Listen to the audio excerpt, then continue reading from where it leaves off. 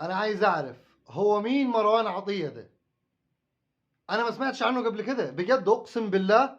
انا كراجل زملكاوي انا ما سمعتش عنه. مين هو؟ مين ده؟ مركزه ايه؟ ايه الدوشة اللي حاصلة عليه؟ مين مروان عطية؟ مين مروان عطية؟ بسأل حضرتك، بسأل حضرتك مين هو مروان عطية؟ السلام عليكم ورحمة الله وبركاته. معاكم معتز في قناة الحريف مع معتز. لكل اللي يعجبه الفيديو ويعجبه أدائي يضغط لايك ويعمل اشتراك في القناة ويشير على قد ما تقدروا. أنا عايز أعرف حاجة واحدة بس، مين هو اللاعب اللي قايم عليه الحرب دي كلها دي؟ مين مروان عطية ده؟ الدوري المصري فيه لاعب تتخانق عليه بالعقل.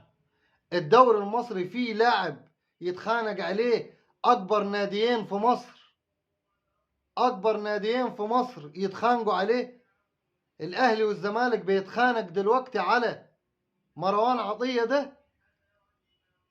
الأهلي عنده في مكانه حدث ولا حرج، عمرو السلية باشا، حمدي فتحي باشا، ديانج باشا البشوات.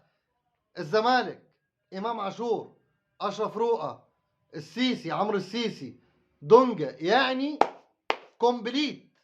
الأهلي والزمالك كومبليت في المكان ده، كومبليت.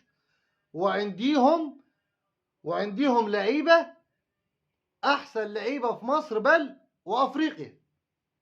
يبقى مين مروان عطية اللي قايم عليه الحرب ده؟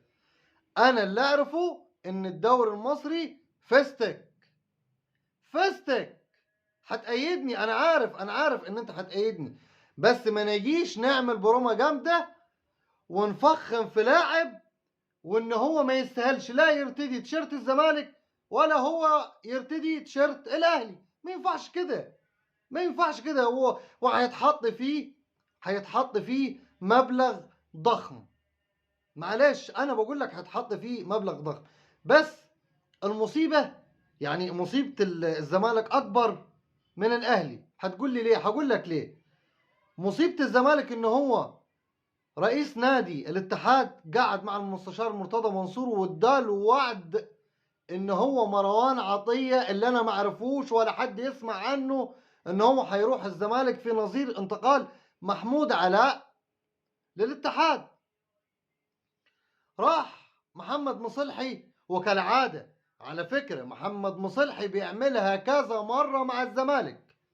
لاعب من الاتحاد عايز يروح للزمالك بيعمل دوشة زي ما كان بيعمل فرج عامر في سموحة مع الزمالك بالظبط. بالظبط محمد مصلحي بيجي بيمشي بنفس نهج فرج لانشون بالظبط. بالظبط والله. فانا ارجو من سيادة المستشار ما تديش لعيبة من نادي الزمالك يروحوا للاتحاد ابدا. لو قطعوا رقبته ما تدوش لاعب ولا حتى ناشئ، ولا حتى ناشئ.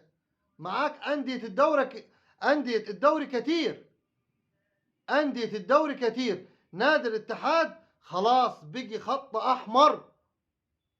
انتقال أي لاعب من نادي الزمالك إلى نادي الاتحاد، معلش يا جمهور نادي الاتحاد، بس محمد مصلحي بيعمل حاجات غلط.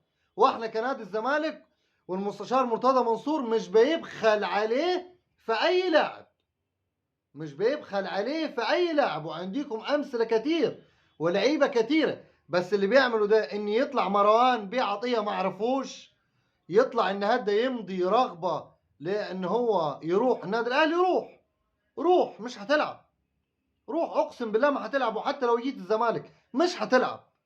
بس هي يعني حرب ما بين مجالس ادارات عشان يقول انا اخدت الصفقه من ده وانا خطفت منك الصفقه. يعني شغل سياسه ادارات احنا ملناش دعوه بيها. بس يا محمد يا مصلحي، يا محمد يا مصلحي، يا محمد يا مصلحي، اديت وعد للمستشار مرتضى منصور تلتزم بيه، تلتزم بيه. انا لو من مكان المستشار مرتضى منصور اقسم بالله ما رد عليك حتى، والله ما رد عليك في التليفون من بعد اللي عملته. اللاعب بتاعك ما يلزمناش، والله العظيم ما يلزمنا ولا يلزم النادي الاهلي. الاهلي عنده اسياده في المكان ده، اسياده في المكان ده، والزمالك عنده اسياده في المكان ده. فبلاش ان انت تعمل دوشه على اللاعب عشان تحصل على مقابل مادي كبير. فبلاش الشغل ده. الدوري المصري ما فيهوش لاعب يوحد ربنا على القيمه. مفيش لاعب واحد في الدوري المصري على القيمه. فبلاش شغل المزايدات ده. نيجي بقى لإصابة نجم الأهلي. نجم الأهلي بقطع في الرباط الصليبي. نتمنى له الشفاء العاجل. والمرض والتعب مفهوش شماتة. اللهم لا شماتة. اشفينا واشفي مرضى المسلمين، واشفي أي لعيب سواء من الأهلي سواء من الزمالك. اشفي مرضى المسلمين كافة. محدش يشمت في المرض يا جدعان، محدش يشمت في المرض.